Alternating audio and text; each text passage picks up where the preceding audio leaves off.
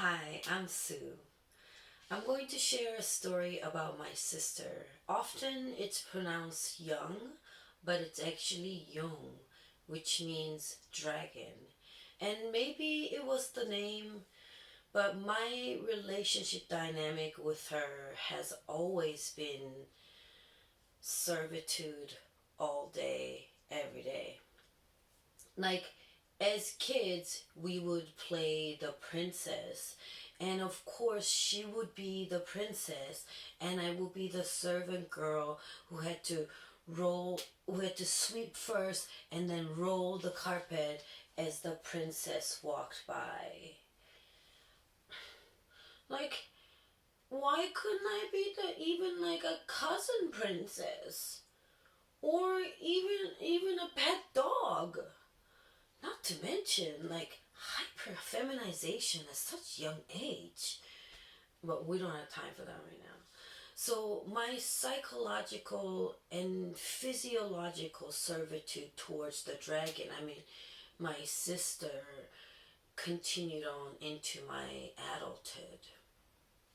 So, one night here in Vancouver, this is pre pandemic, everything shuts down after 9, especially on weekdays. And it was a Wednesday, and it was around like 1 a.m.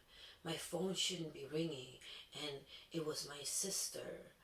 She sounded freaked out, and she said, "Somebody just rang the doorbell, and now I hear something in the back of the house. You need to come. Hurry." And I was like, okay, like, you want me to go investigate and get murdered first? Great, I get it. Great. But my my servitude towards the dragon was already full on. I was out of bed and I'm grabbing my car keys and I'm out the door. And I decided not to get changed because it was late and nobody's gonna be on the road, and I'm in my robe and I'm just driving.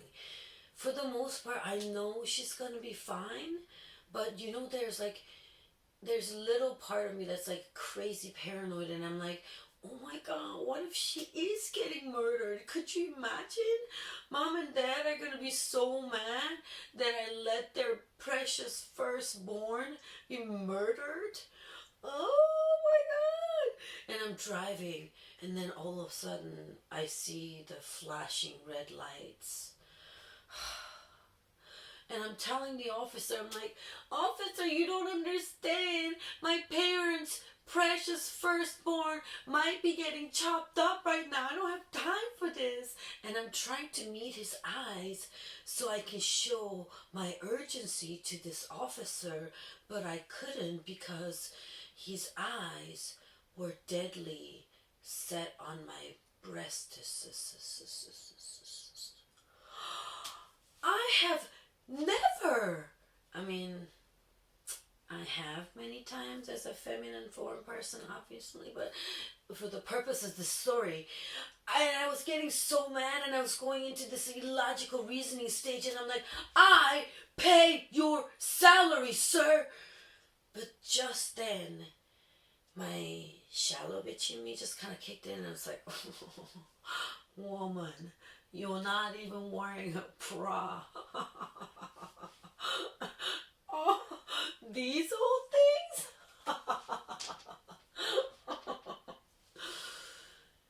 As he let me go with a warning, his eyes never left the sight of my glorious titties. Yeah, I was offended mostly, but like, other part of me was like, still got it.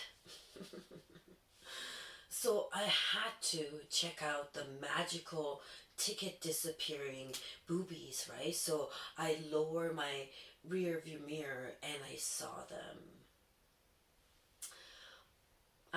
What happened was, when my sister called, I was eating kimchi noodle bowl in my white robe in the dark, like this.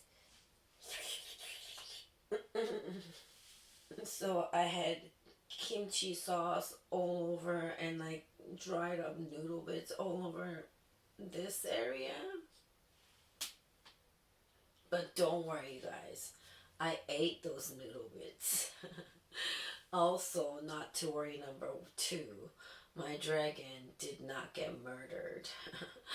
When I got there, my sister was like, oh, yeah, like I fell asleep on the laptop, and maybe it was the laptop that rang. Thank you so much, Singapore. Heart. Hearts.